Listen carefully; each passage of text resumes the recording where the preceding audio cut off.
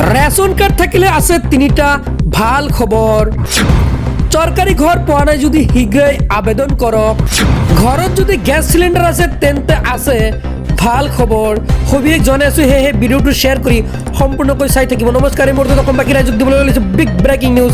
আজিৰ প্ৰথমটো খবৰ, ৰাজ্যৰ 2.50 কোটিৰো অধিক লোকক ভাল খবৰ দিলে মুখ্যমন্ত্ৰীয়ে। হয়, ৰেচন কাৰ্ডৰ হিতাধিকাৰীয়ে 1 অক্টোবৰৰ পৰা পাব বৃহৎ সকাহ। বিনামূলীয়া চাউলৰ উপৰিও লাভ কৰিব দাইল, নিমখ আৰু চেনি। বজাৰৰ মূল্যতকৈ কম দামতে ক্ৰয় কৰিব পাৰিব তিনিবিধ সামগ্ৰী। মাত্ৰ 79 টকাত দাইল লাভ কৰিব, 38 টকাত চেনি আৰু 10 টকাত নিমখ পাব হিতাধিকাৰীয়ে। ৰাষ্ট্ৰীয় খাদ্য সুৰক্ষা আইনৰ অধীনত হিতাধিকাৰীয়ে পাব এই সুবিধা।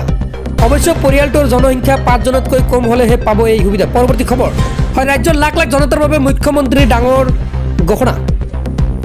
300 টকা কম মূল্যতে লাভ কৰিব এতিয়াৰে পৰা গেছ চিলিণ্ডাৰ।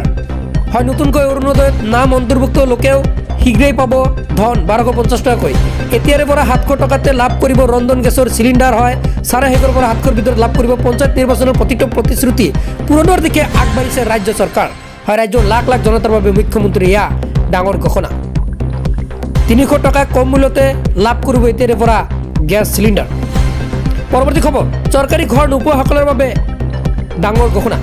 নতুনকৈ আবেদন নকৰা সকলেও লাভ কৰিব চৰকাৰী ঘৰ। হয়, যদি আপুনি আবেদন কৰা নাই তেন্তে লাভ কৰিব ঘৰ। কোনো দৰিদ্ৰ লোক চৰকাৰী ঘৰ নোপোৱালৈকে নাথাকে।